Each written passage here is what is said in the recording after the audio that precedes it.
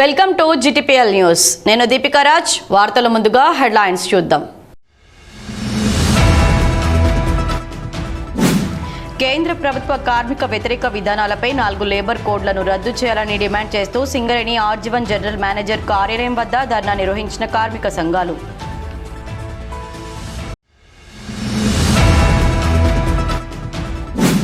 నాణ్యమైన ధాన్యాన్ని వేగవంతంగా కొనుగోలు చేయాలి. జిల్లా కలెక్టర్ కోయ శ్రీహర్ష ఆదేశాలు.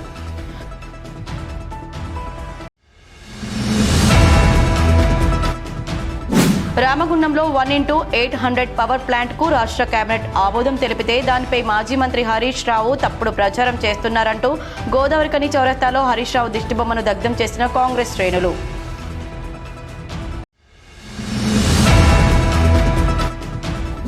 మూడు విడతల్లో పంచాయతీ ఎన్నికల నిర్వహణకు పటిష్ట ఏర్పాట్లు. జెడ్పీసీఓ నరేందర్ వెల్లడి.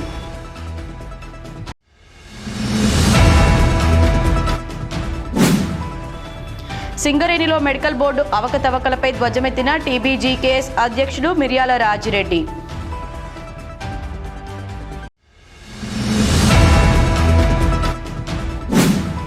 సర్ఫేస్ జాబ్ కోసం ఉడత నాగరాజు అనే దళారిని నమ్మి దాదాపు 10 లక్షల రూపాయల మేర నష్టపోయాను. బాధితుడు భరత్ కుమార్ ఆవేదన. భరత్ కుమార్తో కలిసి ఐఎన్టీయూసీ నాయకులు ధర్మపురిపై మరో బాంబు పేల్చిన జనగామ స్వప్న.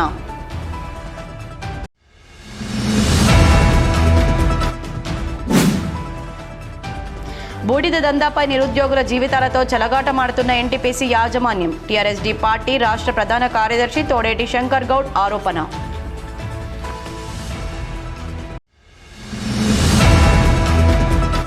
కేంద్ర ప్రభుత్వ కార్మిక వ్యతిరేక విధానాలపై 4 లేబర్ కోడ్లను రద్దు చేయాలని డిమాండ్ చేస్తూ బుధవారం ఆర్జీవన్ జనరల్ మేనేజర్ కార్యాలయం వద్ద కార్మిక సంఘాల ఐక్యవేదిక ఆధ్వర్యంలో ధర్నా నిర్వహించారు.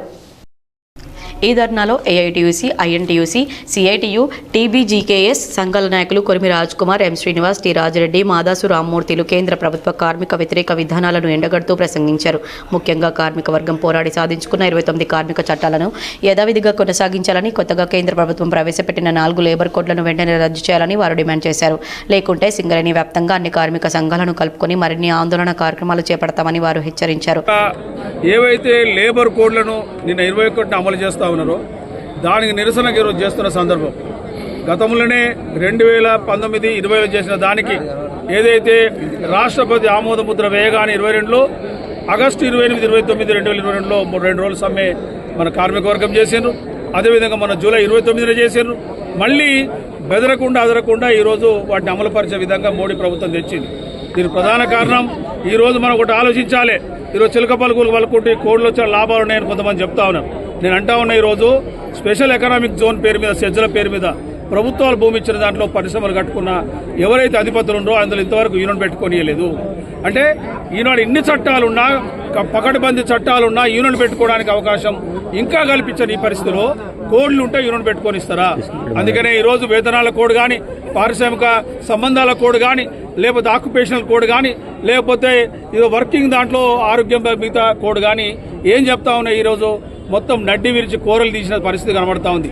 అందుకే ఈ 4 కోడ్లను రీఇన్స్టేట్గా 4 కోడ్లు రద్దు చేసి 29 చట్టాలను పునరావృతం చేయాలి.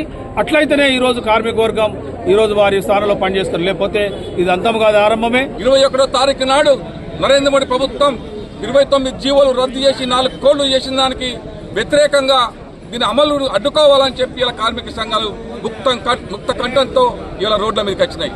నరేంద్ర మోడీ గారు ఇంకా ఈ దేశంలో ఇంకా ఏం మిగిలించామని ఇంత కార్మిక చట్టాలు కూడా రద్దు చేస్తున్నాం అడుగుతున్నాం.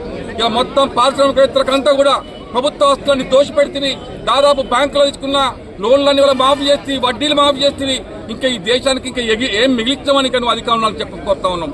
కార్మిక చట్టాలు మార్చి ఇలా కార్మికులను కట్టు బానిసలుగా చేసి, కార్మిక సంఘాలు ఉనికి లేకుండా చేసి ఇలా మొత్తం ప్రభుత్వ ఆస్తులను దోచుకోవాల్సి వస్తున్నావా?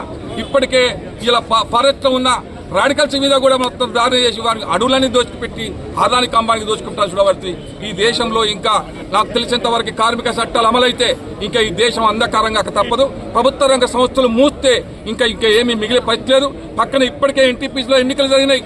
ఆ ఎన్నికలలో 51% దాటినా కూడా రికగ్నైజ్ చేయలే. అంటే కేంద్ర ప్రభుత్వం ఇలా ఇండస్ట్రీలలో ఇప్పటికే నరేంద్ర మోడీ అమలు చేస్తా ఉన్నాడు. ఇప్పటికే రాష్ట్ర ప్రభుత్వాలు ఎక్కడైతే బీజేపీ పాలిత ఉందో అక్కడ ఇవన్నీ అమలు చేస్తా ఉన్నారు. ఇప్పటికే మేము రేవంత్ రెడ్డి గారు విజ్ఞప్తి చేస్తున్నాం, అయ్యా మీరు ప్రతిపక్ష రాజకీయ పార్టీగా ఉన్నారు, ఇది ఖచ్చితంగా రాష్ట్ర ప్రభుత్వం ఆమోదించద్దు. కేరళ ప్రభుత్వం దీన్ని వ్యతిరేకించింది, కేంద్ర ప్రభుత్వానికి పంపించింది. మీరు కూడా కాంగ్రెస్ ప్రభుత్వాలు ఎక్కడున్నాయో అక్కడ అన్ని కూడా నరేంద్ర మోడీ ఇచ్చిన చట్టాలన్నింటినీ కూడా వ్యతిరేకించి పార్లమెంట్లో నిలదీయాలని చెప్పి మేము సిఐటిగా జేఏసీ పక్షాన కోరుతా ఉన్నాం. బీజేపీ సర్కారు నరేంద్ర మోడీ మరి ప్రధానమంత్రి అయిన తర్వాత చివరికి అడవులను ఒక్కరినే కాదు ఇలా కార్మికులను కూడా అంతం చేయాలనేటువంటి పరిస్థితిలో భాగంగా 29 చట్టాలంటే కార్మికుల హక్కులు, వాటిని కాలరాసి 4 కోళ్లుగా విభజించి మరి ఏదైతే వీళ్లకు కనీసం మాట్లాడేటువంటి హక్కు గాని ఉద్యోగాలు కాదు ఉద్యోగ భద్రత కూడా లేనటువంటి పరిస్థితిలో భాగంగా కూడా ఇలా మన మీద కంఠం మీద కత్తి పెట్టింది. ఈరోజు ఎవరికైతే నాడు టాటా, బిర్లా, కిర్లోస్కర్, దాదేమియా, అంబానీలకు కట్టబెడితే ఇవాళ ఆదాని, అంబానీలకు కట్టబెట్టేటువంటిందుకు ఇలా పరిశ్రమలన్నింటినీ కూడా దారాదత్తం చేసి మరి వాళ్ళందరి చేతుల్లో కూడా ఇలా మనల్ని బందీలుగా చేసేటువంటి దాన్ని ఇవాళ చూపిస్తా ఉన్నది. కాబట్టి ఏదైతే ఇవాళ కార్మిక వర్గం అంతా భారతదేశం అంతా ఈ లేబర్ కోడ్లను వ్యతిరేకించి కార్మిక వర్గం రోడ్ల మీదకి వచ్చేసి అల్లరి చేస్తున్నటువంటి పరిస్థితి. ఇవాళ ఏదైతే ఈ కార్మికులు కానీ అసంఘటిత రంగ కార్మికులు కానీ వాళ్ళకి ఇవాళ అసంఘటిత రంగ కార్మికులకు పాపం జీతాలే లేవు, 500 రూపాయలు తప్పితే 500కి 8 గంటలు పనిదినం చేస్తున్నటువంటి పరిస్థితి ఉన్నది. 4 కోట్లుగా విభజించడం జరిగింది, 4 కోట్లుగా రూపొందించడం జరిగింది ఇప్పుడున్నటువంటి కేంద్ర ప్రభుత్వం. చట్టం లాస్ అంటే చట్టం, మరి కోడ్ అంటే అర్థం ఏంటిది? రహస్య సంకేతం. చట్టాన్ని రహస్య సంకేతంగా మార్చుడేంది ఇప్పుడున్నటువంటి కేంద్ర ప్రభుత్వం. దాని పరంగా ఏదైతే ఈ 2019 ఒక చట్టాన్ని లేబర్ ఇంటర్నేషనల్ వేజెస్ యాక్ట్ అని, ఆ తర్వాత 3 చట్టాలను 2020లో దొడ్డిదారిన పార్లమెంట్లో ప్రవేశపెట్టి ప్రతిపక్షాల ఆమోదం లేకున్నా కూడా వాటిని ఈ నెల 21 నుంచి అమలు చేయడం జరుగుతుంది. దానికి వ్యతిరేకంగా అమలు చేస్తున్నటువంటి ఈ 4 కోట్లకు వ్యతిరేకంగా ఐఎన్టీసీ పక్షాన భారతదేశంలో సంజీవ్ రెడ్డి గారి నాయకత్వంలో సింగరేణి సంస్థలో జనక్ ప్రసాద్ గారి ఆదేశాల మేరకు మేము సింగరేణిలో ఈరోజు జేఏసీ పక్షాన ఇక్కడ ధర్నా చేస్తూ ధర్నా అనంతరం ఆర్జీవన్ జనరల్ మేనేజర్కు వినతి పత్రం అందజేశారు. ఇంకా ఈ కార్యక్రమంలో ఏఐటీయూసీ ఆర్జీవన్ బ్రాంచ్ కార్యదర్శి ఆర్ఎల్ఈ పోషం, బ్రాంచ్ ఉపాధ్యక్షులు మాదన మహేష్, సహాయ కార్యదర్శి రంగు శ్రీను, ఐఎన్టీయూసీ నాయకులు సాదానందం, సిఐటియు నాయకులు మెండే శ్రీనివాస్, ఆరేపల్లి రాజమొగ్లి, టీబీజీకేఎస్ నాయకులు వడ్డేపల్లి శంకర్, చలకలపల్లి శ్రీనివాస్, చల్లా రవీందర్ రెడ్డితో పాటు కార్మిక సంఘాల నాయకులు పాల్గొన్నారు. నాణ్యమైన ధాన్యాన్ని వేగవంతంగా కొనుగోలు చేయాలని జిల్లా కలెక్టర్ కోయా శ్రీహర్ష ఆదేశాలు జారీ చేశారు. పెద్దపల్లి జిల్లా కలెక్టర్ కోయా శ్రీహర్ష గురువారం కమన్పూర్, రామగిరి మండలాల్లో విస్తృతంగా పర్యటించారు. కమన్పూర్ మండలం ఎంపీడీఓ కార్యాలయం, జెడ్పీహెచ్ఎస్, ఐఈఆర్సీ సెంటర్, గుండారం గ్రామంలోని ధాన్యం కొనుగోలు కేంద్రం, రామగిరి మండలం కల్వచర్ల గ్రామంలోని ధాన్యం కొనుగోలు కేంద్రం, పన్నూరు గ్రామంలోని గ్రామ పంచాయతీ కార్యాలయం, ఎంపీపీఎస్, పన్నూరు పాఠశాలను కలెక్టర్ ఆకస్మికంగా సందర్శించారు. ఈ సందర్భంగా జిల్లా కలెక్టర్ మాట్లాడుతూ నాణ్యమైన ధాన్యాన్ని కొనుగోలు చేసి అదే రోజు రైస్ మిల్లులకు తరలించాలని కలెక్టర్ ఆదేశించారు. ధాన్యం నాణ్యతను రెగ్యులర్గా చెక్ చేయాలన్నారు. కల్వచర్ల ఐకేపీ ధాన్యం కొనుగోలు కేంద్రం పరిధిలో ధాన్యం కొనుగోలు 10 రోజుల్లో పూర్తి చేయాలన్నారు. కమన్పూర్ జిల్లా పరిషత్ ఉన్నత పాఠశాల, ఐఈఆర్సీ సెంటర్లో అవసరమైన ఫర్నిచర్ ప్రతిపాదన సమర్పించాలని కలెక్టర్ తెలిపారు. గ్రామ పంచాయతీ ఎన్నికల నామినేషన్ స్వీకరణ సమయంలో ఏదైనా డాక్యుమెంట్ సబ్మిట్ చేయని పక్షంలో ఆ వివరాలతో కూడిన రసీదు అందించాలని, ఎప్పటివరకు డాక్యుమెంట్ సబ్మిట్ చేయాలో గడువు రసీదులో పొందుపరచాలని కలెక్టర్ తెలిపారు. పన్నూరు గ్రామంలోని నామినేషన్ సెంటర్ పరిశీలించిన కలెక్టర్ ప్రతి నామినేషన్ టీ పోల్లో నమోదు చేయాలన్నారు. నామినేషన్ స్వీకరణ సమయంలో గ్రామంలోని ఓటర్ జాబితాలో పేరు ఉందో లేదో క్రాస్ చెక్ చేసుకోవాలని, అనంతరం ఎంపీపీఎస్ పన్నూరు స్కూల్ను ఆకస్మికంగా పరిశీలించి విద్యార్థుల హాజరు వివరాలు, స్టాఫ్ వివరాలు తదితర విషయాలపై ఆరా తీశారు. ఈ పర్యటనలో జిల్లా కలెక్టర్ వెంట రామగిరి ఎంపీడీఓ శైలజారాణి, తహసీల్దార్ సుమన్, కమన్పూర్ ఎంపీఓ సౌమ్య, ఏపీఎం పద్మ సంబంధిత అధికారులు పాల్గొన్నారు. వార్తల్లో ఇప్పుడు ఒక చిన్న విరామం. పెద్దపల్లి జిల్లా గోదావరికని పారిశ్రామిక ప్రాంతంలో మొట్టమొదటిసారిగా అధునాతన టెక్నాలజీతో ఎంఆర్ఐ స్కాన్ సేవలు అందుబాటులో. First MRI in coal belt area, Krishna MRI scan centre, 24 గంటలు ఎమర్జెన్సీ సర్వీస్. మా వద్ద MRI brain, whole spine, whole abdomen, MRCP, urogram, renal angiogram, ఇవే కాకుండా బాడీకి సంబంధించిన అన్ని రకాల ఎంఆర్ఐ స్కాన్స్ మా వద్ద చేయబడును. Contact 8886246777 99085552928. Krishna neuro super speciality hospital Lakshmi Nagar Godavarikhani మొట్టమొదటిసారి న్యూరో ఫిజిషియన్ వైద్య సేవలు ఇప్పుడు మన గోదావరికన్లోని డాక్టర్ ఎండిడిఎం న్యూరో ఫిజిషియన్ మెదడు వెన్నుముక మరియు నరాల వ్యాధుల ప్రత్యేక వైద్య నిపుణులు Krishna neuro super speciality hospital Lakshmi Nagar Godavarikhani. వార్తలకు తిరిగి స్వాగతం. రామగుండంలో 1:800 పవర్ పాయింట్ కు రాష్ట్ర కేబినెట్ ఆమోదం తెలిపితే దానిపై మాజీ మంత్రి హరీష్ రావు తప్పుడు ప్రచారం చేస్తున్నారంటూ గోదావరికని చౌరస్తాలో గురువారం కాంగ్రెస్ శ్రేణులు హరీష్ రావు దిష్టిబొమ్మను దగ్ధం చేశారు. గోదావరికని ప్రధాన చౌరస్తాలో రామగుండం ప్రజల అభివృద్ధి, రామగుండం పవర్ ప్రాజెక్టులపై అవాస్తవ ఆరోపణలు చేస్తూ ప్రజలను తప్పుదోవ పట్టించే ప్రయత్నం చేస్తున్న మాజీ మంత్రి హరీష్ రావు వ్యాఖ్యలకు తీవ్ర నిరసనగా ఆయన దిష్టిబొమ్మను దగ్ధం చేశారు. కానీ శ్రీ కోదండ రామాలయం చైర్మన్ గట్ల రమేష్ ఆధ్వర్యంలో కాంగ్రెస్ నాయకులు, కార్యకర్తలు పెద్ద సంఖ్యలో మాజీ మంత్రి హరీష్ రావు వ్యాఖ్యలకు వ్యతిరేకంగా నినాదాలు చేశారు. ఈ సందర్భంగా నాయకులు మహంకాళి స్వామి, గట్ల రమేష్ మాట్లాడుతూ హరీష్ రావు ఆరోపణలు పూర్తిగా అబద్ధాల పునాదులపైనే ఉన్నాయన్నారు. గతంలో రాజశేఖర్ రెడ్డి ముఖ్యమంత్రిగా ఉన్నప్పుడు రామగుండం ఎన్టీపీసీలో పవర్ ప్రాజెక్టు కావాలని కొట్లాడిన హరీష్ రావు ఇప్పుడు రామగుండంకు రాష్ట్ర కేబినెట్ పవర్ ప్లాంట్కు ఆమోదం తెలిపితే తప్పుడు ప్రచారం చేస్తున్నారంటూ ఆరోపించారు. గత 10 ఏళ్లలో రామగుండంలో ఒక్క భారీ ప్రాజెక్టు కూడా తీసుకురాకపోగా ఇప్పుడు వచ్చిన అభివృద్ధి నిర్ణయాలపై విమర్శించడం అంటే ప్రజల తీర్పును అవమానించడమన్నారు. 62.5 మెగావాట్ చిన్న యూనిట్ సంస్థలో 800 మెగావాట్ భారీ ప్రాజెక్ట్ ఇది కాంగ్రెస్ ప్రభుత్వ ధైర్య నిర్ణయమని, కొత్త ప్రాజెక్టుల వల్ల స్థానిక యువతకు వేలాది ఉద్యోగాలు, చిన్న వ్యాపారులకు అవకాశాలు ఉంటాయన్నారు. ఎన్టీపీసీ జెన్కో బిడ్డింగ్పై హరీష్ రావు అవగాహన లేకుండా మాట్లాడుతున్నారని ప్రభుత్వం స్పష్టంగా చెప్పిందని, ఎన్టీపీసీ జెన్కో 2 సంస్థలు ఓపెన్ టెండర్ పెడతాయని, తక్కువ బిడ్ వేసిన వారికి పనులు ఇస్తారన్నారు. అందులో అనుమానాస్పదం ఏముందో అర్థం కావడం లేదన్నారు. ఇది పూర్తిగా పారదర్శకమైన విధానమని తెలిపారు. జెన్కోను 1000 కోట్ల అప్పుల్లోకి నెట్టింది గత ప్రభుత్వమని, ఇప్పుడు అదే వ్యక్తులు ఎన్టీపీసీపై విమర్శలు చేయడం ప్రజలను మభ్యపెట్టే ప్రయత్నమై మాత్రమేనని ఆరోపించారు. కీర్తిశేషులు వైఎస్ రాజశేఖర రెడ్డి గారు ముఖ్యమంత్రిగా ఉన్నప్పుడు ఇదే దొంగ హరీష్ రావు రామగుండంలో పవర్ ప్రాజెక్టు నెలకొల్పాలి, మీరు ఇతర ప్రాంతాలలో నెలకొల్పుతా ఉన్నారు, మా దగ్గర బొగ్గు ఉన్నది, నీళ్లున్నాయి, ఫెసిలిటీస్ ఉన్నాయని చెప్పేసి ఆ రోజు కాంగ్రెస్ పార్టీ మీద దుమ్మెత్తి పోసిన హరీష్ రావు ఈరోజు రామగుండంలో పవర్ ప్రాజెక్టును గౌరవ ఎమ్మెల్యే రాజ్ ఠాకూర్ గారు తీసుకొచ్చి ఇక్కడ పేద ప్రజలందరికీ ఉద్యోగ అవకాశాలు కల్పించాలి, ఈ ప్రాంతాన్ని అభివృద్ధి చేయాలనే ఆలోచనతోటి మన మంత్రివర్యులు శ్రీధర్ బాబు గారు, ముఖ్యమంత్రి రేవంత్ రెడ్డి గారి సహకారంతో పవర్ ప్రాజెక్టును తీసుకొస్తే ఆ రోజు అసెంబ్లీలోనేమో రామగుండానికి పవర్ ప్రాజెక్టు కావాలంటావు, ఈ రోజేమో 1000 కోట్ల రూపాయల దోపిడికి మళ్ళీ తెరదీసినట్టావు. అంటే నువ్వే 2 నాలుకల ధోరణితోటి మాట్లాడితే అసలు నీకు సిగ్గుందా అని అడుగుతా ఉన్నాం. రామగుండాన్ని పూర్తిగా బొందలగడ్డగా మార్చిన చరిత్ర ఈ టీఆర్ఎస్ పార్టీ, బీఆర్ఎస్ పార్టీ నాయకులకు మాత్రమే చెందుతుంది. కానీ ఈరోజు మళ్ళీ అబద్ధాలు మూటగట్టుకొని మళ్ళీ రామగుండానికి ఈ పవర్ ప్రాజెక్టు ఇవ్వద్దు అనేది వీళ్ళు ఇక్కడ కొత్త ప్రతిపాదన తీసుకొస్తా ఉన్నారు. ఇలాంటి దొంగల మాటలు ప్రజలు నమ్మకండి. ఇలాంటి టీఆర్ఎస్ వాళ్ళు మళ్ళీ ఇళ్లకు వస్తే మీరే బుద్ధి చెప్పవలసిందిగా రామగుండం ప్రజలను కోరుతా ఉన్నాం. ఈ కార్యక్రమంలో కాంగ్రెస్ పార్టీ నాయకులు బొంతల రాజేష్, దీటి బాలరాజ్, పాతపల్లి శ్రీనివాస్, చెరుకు బుచ్చిరెడ్డి, బొమ్మక రాజేష్, తిప్పరపు శ్రీనివాస్, సింహాచలం, దూలికట్ట సతీష్, కొప్పుల శంకర్, సన్నీభాయ్, గడ్డం శ్రీనివాస్, నజీముద్దీన్, కౌటం సతీష్, నజీం, కొడిదెల శివ, విజయ్, ఉదయరాజ్, బుర్ల శ్రీనివాస్, సత్యప్రసాద్, కనుకుంట్ల అశోక్, అల్లి శంకర్, కుమరయ్య, మల్లయ్య, వంగ వీరస్వామి, అరవింద్ తదితరులు పాల్గొన్నారు. మాజీ మంత్రి హరీష్ రావు రామగుండంలో పవర్ పాయింట్ వద్దన్నట్లుగా తప్పుడు ప్రచారం చేస్తూ హోదాను మరిచి తప్పుగా మాట్లాడితే నాలుకలు కోస్తామని రామగుండం మాజీ ఎమ్మెల్యే కోరుకంటి చందర్ తీవ్ర స్థాయిలో ఫైర్ అయ్యారు.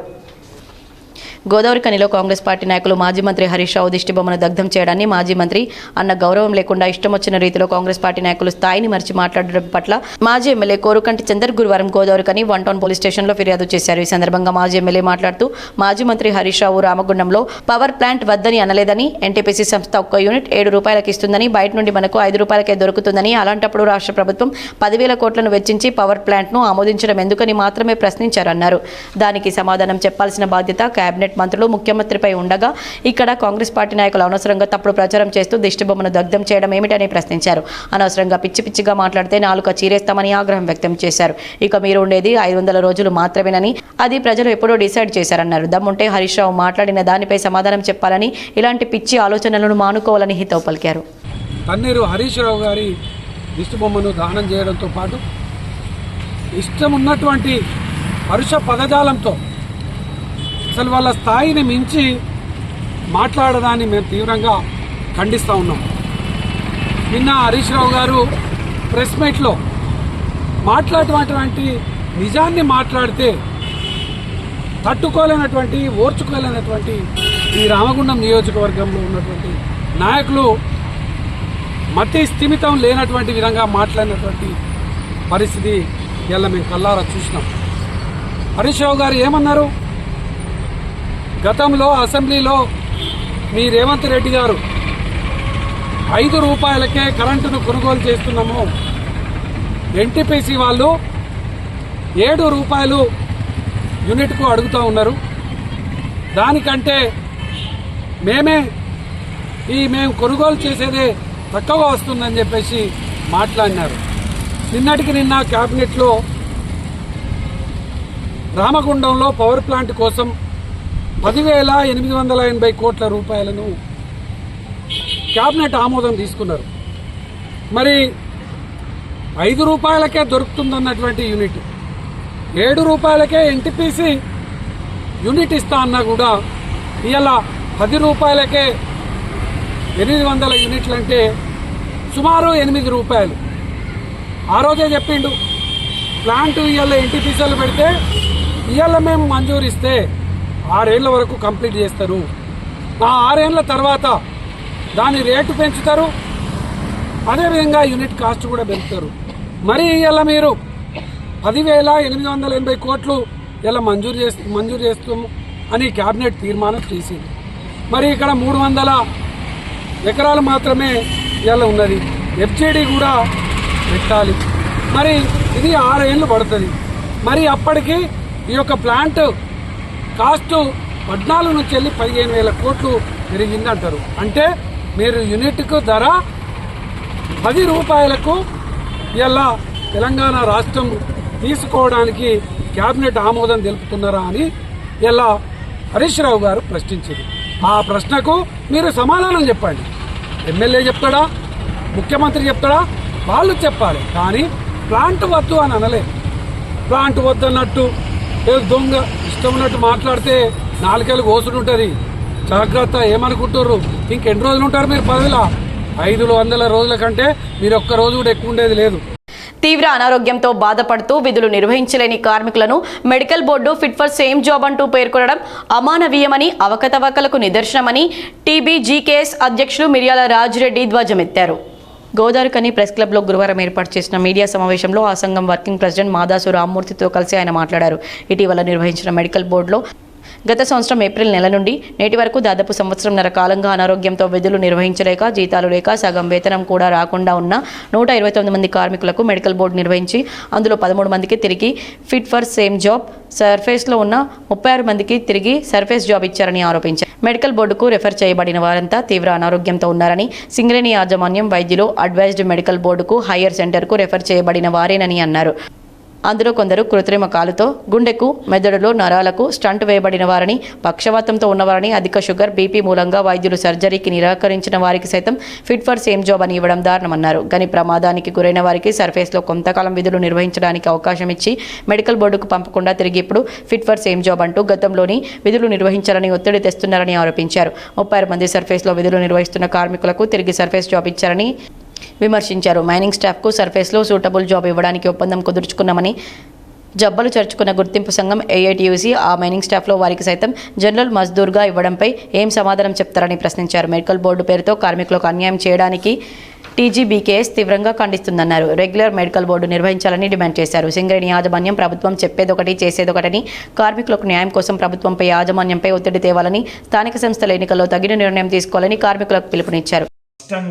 సిఎండి గారిని కలిసినప్పుడే మీరు రెగ్యులర్ మెడికల్ బోర్డు పెట్టలేని పరిస్థితి ఉన్నట్లయితే దయచేసి సంవత్సరంన్నర నుంచి విధులు హాజరు కాని, జీతాలు లేకుండా అప్పుల పాలై అడుక్కు తినేటువంటి పరిస్థితుల్లో ఉన్న వాళ్లకు మెడికల్ బోర్డు పెట్టండి అంటే ఆ రోజు 55 మందికి పెట్టారు, ఈరోజు 129 మందికి పెట్టారు. ఇంకా మిగిలిన వాళ్ళు కూడా ఉన్నారు ఇందులో. మరి వాళ్ళకి ఎప్పుడు పెడతావు అనేటువంటిది. ఈ 129లో ఒక ఆయన ఆబ్సెంట్ అయింది కదా, గతంలో మరి నెక్స్ట్ బోర్డుకు హాజరయ్యేటువంటి అవకాశం ఉంటుంది. నెక్స్ట్ బోర్డు ఎప్పుడు పెడతావు, ఈయనను ఎప్పుడు విధులకు హాజరు చేస్తావు?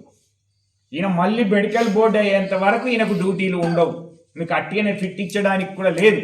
మళ్ళీ మెడికల్ బోర్డుకు హాజరైతేనే ఆయనకు డ్యూటీ. ఇప్పటికే సంవత్సరంన్నర నుంచి ఆయన డ్యూటీ చేస్తలేడు.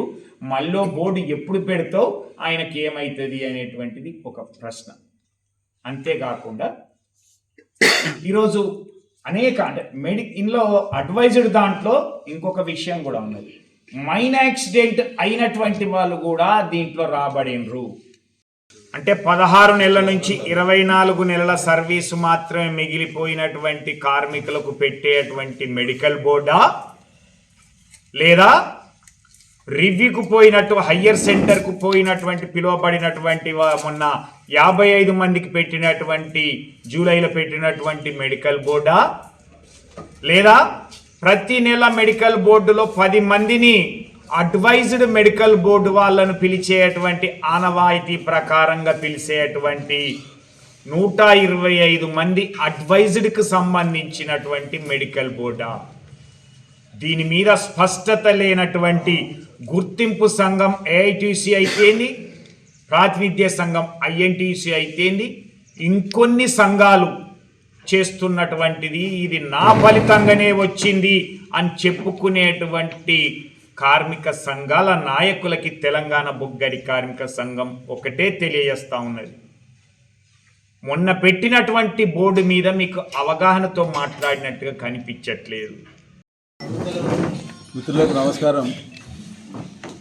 రాజిరెడ్డి అన్న మెడికల్ బోర్డు వ్యవహారం అంతా చాలా వివరంగా మీకు చెప్పిండు. ఇవాళ గొప్పలు చెప్పుకునే వాళ్ళందరూ కూడా ఇది ఇన్నాకనైనా కనీసం మారాలని విజ్ఞప్తి చేస్తాను. వాళ్ళకు విజ్ఞతతో ఆలోచించమని కోరుతా ఉన్న వాళ్ళకు జ్ఞానవంతులు కావాలని మరోమారు విజ్ఞప్తి చేస్తున్నాను. ఇవాళ మైనింగ్ స్టాఫ్కు ఏఐటీసీ చేసుకున్న ఒప్పందం వల్ల తీవ్ర నష్టం జరుగుతూ ఉన్నది. వన్ టైం మెజర్ మీద ఈ అండర్ గ్రౌండ్ అన్ఫిట్ అయిన వాళ్ళకు సూటబుల్ జాబ్ ఇవ్వకుండా సర్ఫేస్లో ఖాళీలు ఉన్నాయి. ఇవాళ అన్ని ఓపెన్ కాస్ట్ గన్లు ఉన్నాయి, డిపార్ట్మెంట్లు ఉన్నాయి, వీటీసీలు ఉన్నాయి. కానీ వాటిలలో భర్తీ చేయకుండా వాళ్ళను జనరల్ మజ్దూరుగా ఇవ్వడం అనేది తీవ్ర అభ్యంతరకరం. దాన్ని తక్షణమే స్పందించి అందరికీ ఇళ్లకాలం అది అమల్లో ఉండే విధంగా ఒప్పందం చేసుకున్నా, లేకుంటే దాన్ని రీమాడిఫై చేసుకుని చేయాలని ఏఐటీసీని డిమాండ్ చేస్తాను. ఇంకా ఈ మీడియా సమావేశంలో టీబీజీకేఎస్ ప్రధాన కార్యదర్శి కేతిరెడ్డి సురేందర్ రెడ్డి, నాయకులు నూనె కొమరయ్య, బండి రమేష్, పర్లపల్లి రవి, పోలాడి శ్రీనివాస్, చెలుకలపల్లి శ్రీనివాస్, వడ్డేపల్లి శంకర్, చెల్పూరి సతీష్, మీనుగు సురేష్, అబ్బు శ్రీనివాస్ రెడ్డి, పోగాకుల రమేష్, వాసర్ల జోసెఫ్, రెహమాన్ వేణు, పులిపాక శంకర్, అన్వేష్ రెడ్డి, శ్రీనివాస్ రెడ్డి, మక్సూద్ తదితరులు పాల్గొన్నారు. సర్ఫేస్ జాబ్ కోసం ఉడత నాగరాజు అనే దళారీని నమ్మి దాదాపు 10 లక్షల రూపాయల మేర నష్టపోయారని బాధితుడు నీరుడు భరత్ కుమార్ ఆవేదన వ్యక్తం చేశారు.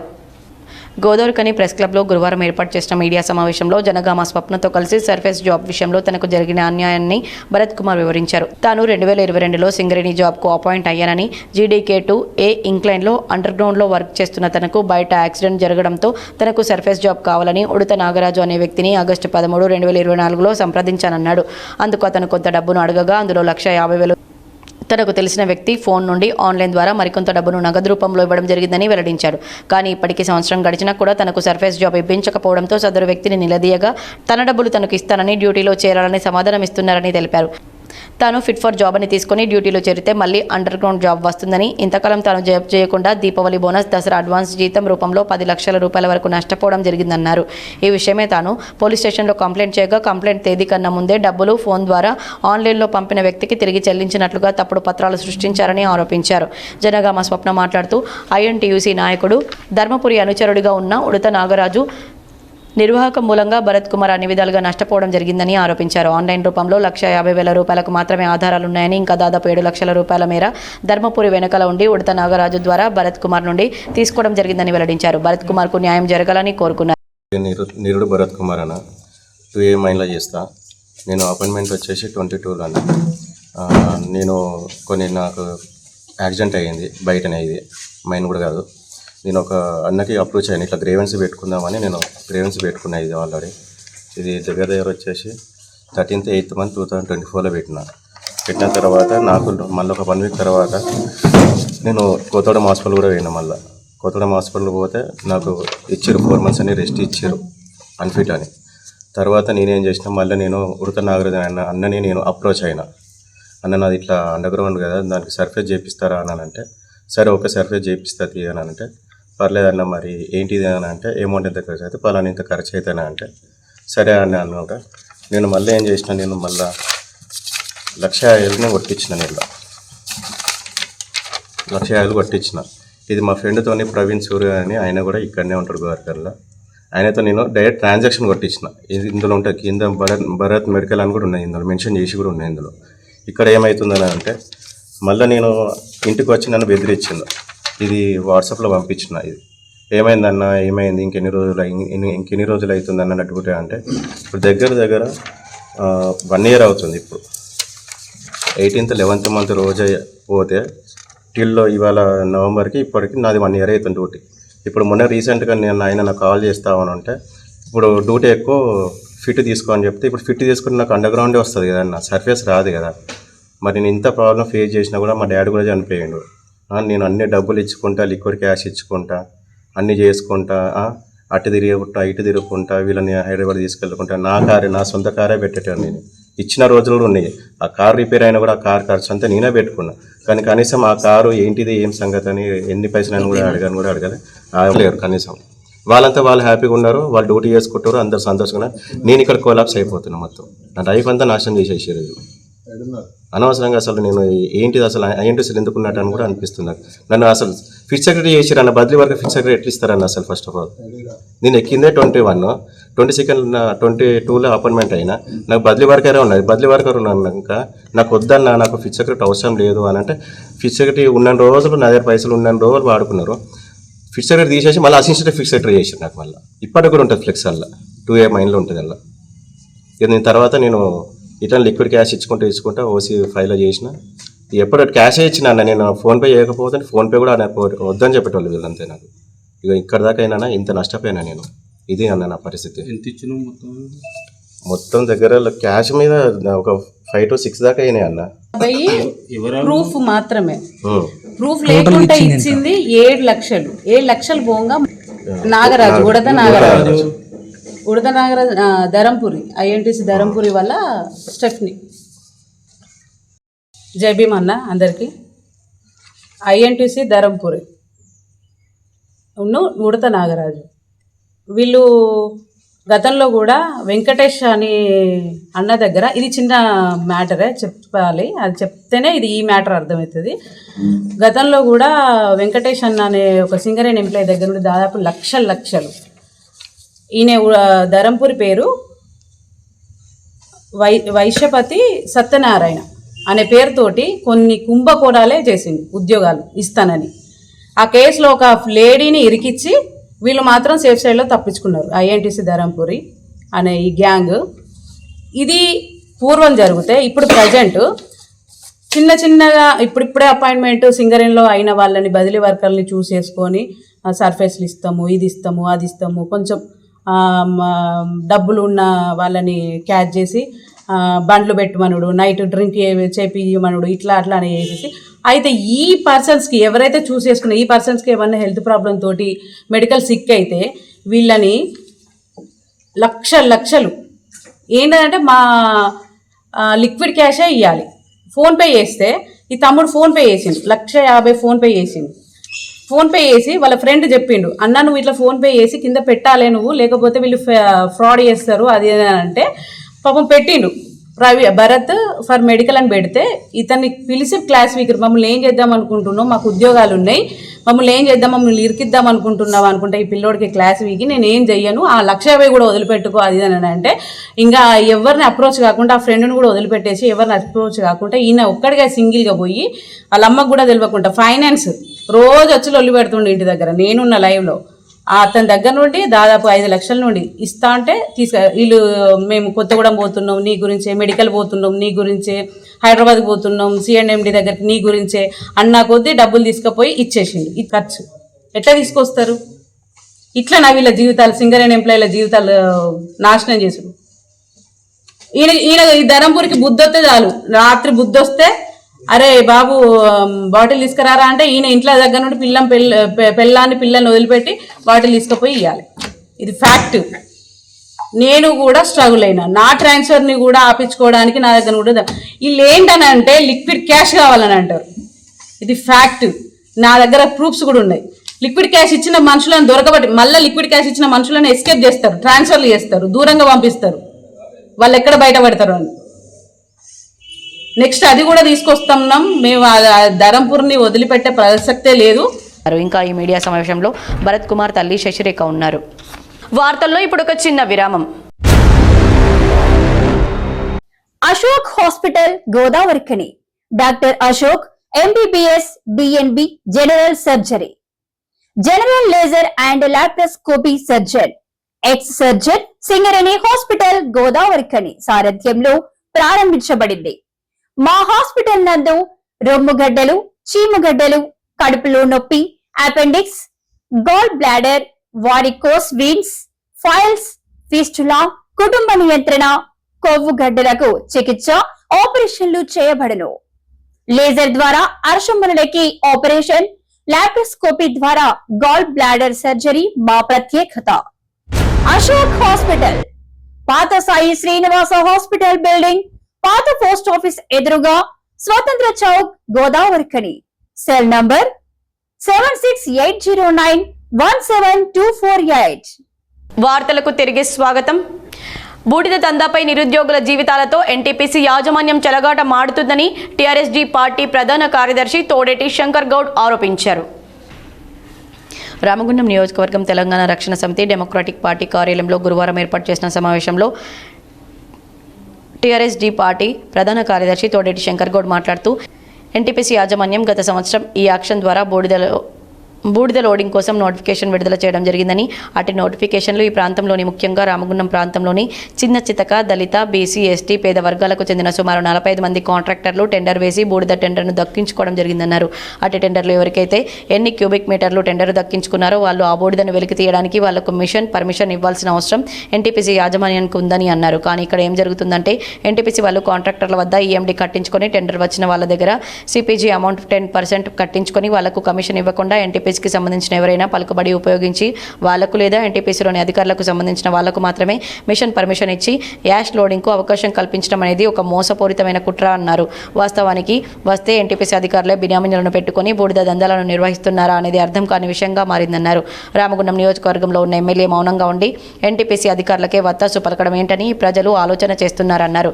అంతేకాకుండా ఎమ్మెల్యేకు సంబంధించిన బినామీలేనా మరి వీళ్ళు అన్న సందేహం వ్యక్తమవుతుందన్నారు. ఈ శాసనసభ్యుడు గాని ఎన్టీపీసీ యాజమాన్యం గాని వాళ్ళ బూడిదను లిఫ్ట్ చేయాలని అనుకున్నట్లయితే ఈ టెండర్లు పెట్టడం ఎందుకని, చిన్న చితక కాంట్రాక్టర్ల వద్ద డబ్బులను ఎన్టీపీసీ యాజమాన్యం కట్టించుకోవడం ఎందుకని, వాళ్ళ జీవితాలతో చెలగాటం ఆడడం ఎందుకు, ఇది అర్థం కాని తోడేటి శంకర్ గౌడ్ ప్రశ్నించారు. ఈ విషయంలో టీఆర్ఎస్జీ పార్టీ ఆధ్వర్యంలో రాష్ట్రంలోని ఉన్నతాధికారులకు, సిబిఐకి, ఇంటెలిజెన్స్ వర్గాలకు, కేంద్ర రాష్ట్ర ప్రభుత్వాలకు నేరుగా కలిసి దరఖాస్తులు చేసి బూడిద దందాపై విచారణ చేయాల్సిందిగా మేము బయలుదేరడానికి సిద్ధంగా ఉన్నామని హెచ్చరించారు. ఇక మీదటైనా అక్రమ బూడిద దందాను నిలిపివేసి స్థానికంగా ఉన్న నిరుద్యోగ యువతకు టెండర్లను కాపాడుకుని టెండర్లలో భాగస్వాములు అయ్యే విధంగా ఎన్టీపీసీ పరివాహక ప్రాంతంలోని నిరుద్యోగులకు అవకాశం కల్పించేలా స్థానిక ఎమ్మెల్యే గాని ఎన్టీపీసీ యాజమాన్యం కృషి చేయాలని డిమాండ్ చేశారు. లేని పక్షంలో మా తెలంగాణ రక్షణ సమితి డెమోక్రాటిక్ పార్టీ తరపున ఆందోళనలు చేయడానికి సిద్ధంగా ఉన్నామని తెలిపారు. ఎన్టీపీసీ యాజమాన్యం గత 30-40 సంవత్సరాల నుండి రామగుండం పారిశ్రామిక ప్రాంతంలో మరి బూడిద అనేది ఒక స్కామ్ లాగా జరుగుతున్నది. కాబట్టి ఇలా ఎన్టీపీసీ యాజమాన్యం మరి ఇక్కడ రామగుండం ప్రాంతంలో మార్చి, ఏప్రిల్లో టెండర్లు పిలవడం జరిగింది. టెండర్లు పిలిచిన వాళ్ళల్లో 45 నుంచి 50 మంది వరకు మరి వారిని టెండర్లో అవార్డు లెటర్ ఇచ్చి వారికి గిన్ని క్యూబిక్ అనే చొప్పున వాళ్ళకు అందరికీ లెటర్లు ఇవ్వడం జరిగింది. ఆ లెటర్లు ఇచ్చిన పాపాన వారి దగ్గర ఈఎండి సెక్యూరిటీ డిపాజిట్ తీసుకొని మరి వారిని తూతు మంత్రం లాగా చేసి మరి కేవలము 3, 4, 5, 6 బడా కాంట్రాక్టులతోనే ఈరోజు బూడిద మరి తీయడం జరుగుతున్నది. కాబట్టి ఈ యొక్క బూడిదలో ఈ వచ్చిన వాళ్ళను సీరియల్ ప్రకారంగా అందరి కాంట్రాక్టులతోని తీయాలి. మరి ఆ రోజుల్లో వాళ్ళు టెండర్ పిలిచిన ఉద్దేశం ఏంటంటే గత 34 ఏళ్ళ నుంచి ఈ రామగుండం పారిశ్రామిక ప్రాంతంలో సింగరేణి అయితేనేమి, ఇలా ఎన్టీపీసీ అయితేనేమి, తర్వాత ఆర్ఎఫ్స్ అయితేనేమి, ఎప్పుడైతే భూములు పోయిన వాళ్లకు, తర్వాత పేదవాళ్లకు, బడుగు బలహీన వర్గాలకు, ఎస్సీలకు ఎస్టీలకు బీసీలకు మాత్రమే ఒక ఉపాధి కల్పించే ఉద్దేశంతో చేయాలి తప్ప మరి అట్లా తూతూ మంత్రంగా చేసి ఈరోజు మరి ఎన్టీపీసీలో ఉన్నటువంటి యజమాన్యం కావచ్చు, కొంతమంది ప్రజాప్రతినిధులు ఉండవచ్చు, మరి వాళ్ళతో చేయించినప్పుడు వీళ్ళని టెండర్ ఎందుకు పిలిచినట్టు? కాబట్టి మీరు ఎట్టి పరిస్థితుల్లో ఎవరికైతే టెండర్ అవార్డు ఇచ్చారో అందరికీ సమానంగా ఎన్ని కిలోమీటర్లు ఇచ్చారో వాళ్ళ పద్ధతిలో చేయాలనేది మా టీఆర్ఎస్ డి పక్షాన మేము డిమాండ్ చేస్తున్నాం. ఈ సమావేశంలో టీఆర్ఎస్ డి పార్టీ రాష్ట్ర ఉపాధ్యక్షులు ఈదూనూరి నర్సింగ్, పార్టీ మహిళా విభాగం రాష్ట్ర ప్రధాన కార్యదర్శి తోడేటి స్వరూప, పార్టీ రామగుండం కార్పొరేషన్ అధికారులు నీలం భిక్షపతి, ఎస్ఎస్ఎల్ కార్పొరేషన్ అధ్యక్షులు శనిగరపు శివకృష్ణ తదితరులు పాల్గొన్నారు. పెద్దపల్లి జిల్లాలో 3 విడతల్లో పంచాయతీ ఎన్నికలు పకడ్బందీగా నిర్వహించేందుకు పటిష్ట ఏర్పాట్లు చేస్తున్నామని జెడ్పీసీఓ నరేందర్ తెలిపారు. గురువారం జెడ్పీసీఓ నరేందర్ సమీకృత జిల్లా కలెక్టరేట్లోని పంచాయతీ ఎన్నికల నిర్వహణపై జిల్లా పంచాయతీ అధికారి వీరబుచ్చయ్యతో కలిసి మీడియా సమావేశం నిర్వహించారు. ఈ సందర్భంగా జెడ్పీసీఓ నరేందర్ మాట్లాడుతూ పెద్దపల్లి జిల్లా పరిధిలో 263 గ్రామ పంచాయతీ సర్పంచ్, 263 ఉప సర్పంచ్, 2432 వార్డు సభ్యుల ఎన్నిక 3 విడతల్లో నిర్వహించడం జరుగుతుందని తెలిపారు. మొదటి విడత డిసెంబర్ 11న 99 గ్రామాలు 896 వార్డులకు, రెండో విడత డిసెంబర్ 14న 73 గ్రామాలు 684 వార్డులకు, మూడో విడత డిసెంబర్ 17న 91 గ్రామాలు 852 వార్డులకు ఎన్నికలు జరుగుతాయని అన్నారు. రాష్ట్ర ఎన్నికల కమిషన్ ఆదేశాల మేరకు పోలింగ్, కౌంటింగ్ ఒకే రోజు జరుగుతాయని, ఉదయం 7 నుంచి మధ్యాహ్నం 1 గంట వరకు పోలింగ్ జరుగుతుందని, మధ్యాహ్నం 2 నుంచి తర్వాత అక్కడే కౌంటింగ్ నిర్వహిస్తామని, కౌంటింగ్ ముగిసిన తర్వాత అదే రోజు వార్డు మెంబర్ల ద్వారా ఉప సర్పంచ్ ఎన్నికలు జరుగుతాయని తెలిపారు. మొదటి విడత పంచాయతీలకు నవంబర్ 27న, రెండో విడత పంచాయతీలకు నవంబర్ 30న, మూడో విడత పంచాయతీలకు డిసెంబర్ 3న నోటిఫికేషన్ విడుదల చేయడం జరుగుతుందన్నారు. నోటిఫికేషన్ విడుదల చేసిన రోజు నుంచి 3 రోజుల పాటు నామినేషన్లకు, తర్వాతి రోజు నామినేషన్ల పరిశీలన, చెల్లుబాటైన నామినేషన్ల ప్రకటన ఉంటుందని, తర్వాత జాబితాపై అప్పీల్ స్వీకరించి వాటిని పరిష్కరిస్తామని అన్నారు. నామినేషన్ల ఉపసంహరణ మొదటి విడత పంచాయతీలకు డిసెంబర్ 3, రెండో విడత పంచాయతీలకు డిసెంబర్ 6, మూడో విడత పంచాయతీలకు డిసెంబర్ 9 మధ్యాహ్నం 3 గంటల వరకు సమయం ఉంటుందని, అదే రోజున పోటీ చేసే అభ్యర్థుల తుది జాబితా ప్రకటించడం జరుగుతుందన్నారు. 5,000 జనాభా కంటే ఎక్కువ ఉన్న గ్రామ పంచాయతీ ఎన్నికల్లో సర్పంచ్ పోటీ చేసే అభ్యర్థులు 2,50,000 రూపాయలు, వార్డు మెంబర్ 50,000 రూపాయలు, 5,000 కంటే తక్కువ జనాభా ఉన్న గ్రామాల్లో పోటీ చేసే సర్పంచ్ అభ్యర్థులు 1,50,000 రూపాయలు, వార్డు మెంబర్ 30,000 రూపాయలు గరిష్టంగా ప్రచార నిమిత్తం ఖర్చు చేసే వీలు ఉంటుందని ఆయన తెలిపారు. జనరల్ కేటగిరీ సర్పంచ్ అభ్యర్థి 2,000 రూపాయలు, వార్డు మెంబర్ అభ్యర్థి 500 రూపాయలు, బీసీ, ఎస్సీ, ఎస్టీ రిజర్వ్ స్థానాల్లో సర్పంచ్ అభ్యర్థి 1,000 రూపాయలు, వార్డు మెంబర్ అభ్యర్థి 250 రూపాయలు డిపాజిట్ చెల్లించాల్సి ఉంటుందని అన్నారు. ప్రభుత్వం జారీ చేసిన ఉత్తర్వుల ప్రకారం జిల్లాలోని గ్రామ పంచాయతీలు వార్డుల రిజర్వేషన్లు ఖరారు చేశామన్నారు. గ్రామ పంచాయతీ సర్పంచ్ పదవి కోసం 3 ఎస్టీ మహిళలు 1, జనరల్ 2, 54 ఎస్సీ మహిళలు 24, జనరల్ 30, 69 బీసీ మహిళలు 30, జనరల్ 39, 134 ఓపెన్ కేటగిరీ మహిళలు 65, జనరల్ 69 రిజర్వేషన్ కేటాయించడం జరిగిందన్నారు. పెద్దపల్లి జిల్లాలో పంచాయతీ ఎన్నికల్లో మొత్తం 4,04,181 మంది ప్రజలు తమ ఓటు హక్కు వినియోగించుకుంటారని, 274 పోలింగ్ లొకేషన్లలో 2,432 పోలింగ్ కేంద్రాలు ఏర్పాటు చేస్తున్నామన్నారు. జిల్లాలో 85 రిటర్నింగ్ అధికారులు, పోలింగ్ అధికారులు, ఇతర పోలింగ్ అధికారులు కలిపి 3,804 సిబ్బందిని నియమించారన్నారు. సమస్యాత్మక ప్రాంతాల్లో గుర్తించిన 1,099 క్రిటికల్ పోలింగ్ కేంద్రాల్లో వెబ్ కాస్టింగ్ ఏర్పాటు చేశామని తెలిపారు. ఎన్నికల నేపథ్యంలో జిల్లా సరిహద్దుల్లో చెక్ పోస్ట్ ఏర్పాటు చేశామని తెలిపారు. ఎన్నికల షెడ్యూల్ ప్రకటించిన వెంటనే జిల్లాలోని గ్రామీణ ప్రాంతాల్లో ఎన్నికల ప్రవర్తన నియమావళి అమలులోకి వచ్చిందని, పంచాయతీ ఎన్నికలు ముగిసే వరకు ఎంసీసీ కోడ్ ఉంటుందని తెలిపారు. ఎన్నికల ప్రచార ఖర్చులను నమోదు చేసేందుకు ధరల లిస్టు సిద్ధం చేశామన్నారు. ఎన్నికల ప్రచారంలో వీడియోలు వినియోగించాలంటే ముందుగా ఎంసీఎంసీ అనుమతి తీసుకోవాలన్నారు. ఎన్నికలు ప్రశాంతంగా నిర్వహించేందుకు వివిధ రాజకీయ పార్టీల ప్రతినిధులు, అభ్యర్థులు, జర్నలిస్టులు, పాత్రికేయులు, వివిధ వర్గాల ప్రజలు తమ సంపూర్ణ సహకారం అందించాలని జెడ్పీసీఈఓ కోరారు. ఈ సమావేశంలో సంబంధిత అధికారులు పాల్గొన్నారు. జిల్లా యంత్రాంగం అంతా కృషి చేస్తుంది. దీనికి గాను ప్రతి ఒక్క డిపార్ట్మెంట్ నుంచి ఒక్కొక్క ఐటెంకి ఒక నోడల్ ఆఫీసర్ కూడా అపాయింట్మెంట్ చేయడం జరిగింది. ఆ నోడల్ ఆఫీసర్స్ అందరూ కూడా వారికి సంబంధించినటువంటి డ్యూటీస్ను వారి నిబంధనల ప్రకారం వారికి కేటాయించినటువంటి విధులకు అనుగుణంగా పనిచేసే అవసరం ఉంది. దీనికి గాను జిల్లాలో దాదాపు 13 మంది జిల్లా nodal officers MCC, ballot paper printing, ballot paper, postal ballot, అలాగే ట్రాన్స్పోర్టేషను, సీజర్ కమిటీ, ఇలా కమిటీలన్నీ కూడా జిల్లా అధికారులు ఒక్కొక్క జిల్లా అధికారికి ఒక్కొక్క బాధ్యతను ఉపయోగించి జిల్లాలో సక్రమ పద్ధతిలో ఎన్నికలు నిర్వహించడానికి జిల్లా కలెక్టర్ ఆధ్వర్యంలో జిల్లా యంత్రాంగం, అలాగే కిషన్ డిస్ట్రిక్ట్ ఎలక్షన్ అథారిటీగా లోకల్ బాడీకి సంబంధించి జిల్లా సిఓ జిల్లా పరిషత్ గారిని. వార్తలు ముగించే ముందు హెడ్లైన్స్ మరోసారి.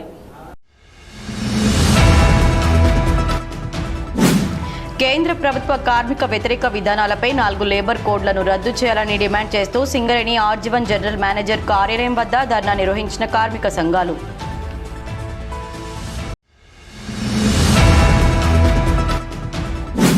నాణ్యమైన ధాన్యాన్ని వేగవంతంగా కొనుగోలు చేయాలి. జిల్లా కలెక్టర్ కోయ శ్రీహర్ష ఆదేశాలు.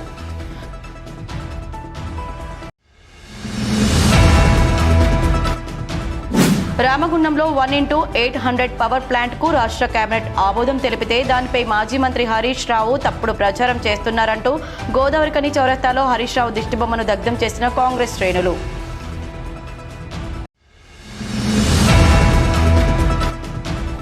మూడు విడతల్లో పంచాయతీ ఎన్నికల నిర్వహణకు పటిష్ట ఏర్పాట్లు. జెడ్పీసీఓ నరేందర్ వెల్లడి.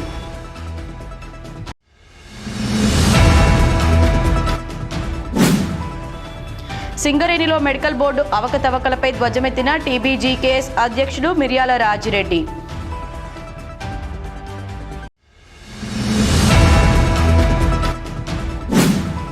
సర్ఫేస్ జాబ్ కోసం ఉడత నాగరాజు అనే దళారిని నమ్మి దాదాపు 10 లక్షల రూపాయల మేర నష్టపోయాను. బాధితుడు భరత్ కుమార్ ఆవేదన. భరత్ కుమార్తో కలిసి ఐఎన్టీయూసీ నాయకులు ధర్మపురిపై మరో బాంబు పేల్చిన జనగామ స్వప్న.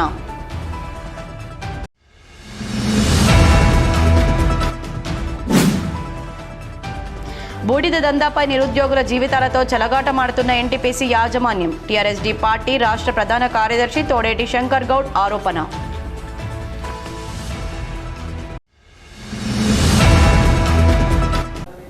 ఈ వార్తలు ఇంతటితో సమాప్తం. తిరిగి ప్రసారమయ్యే వార్తల్లో మళ్ళీ కలుద్దాం. అంతవరకు చూస్తూనే ఉండండి మీ జీటీపీఎల్.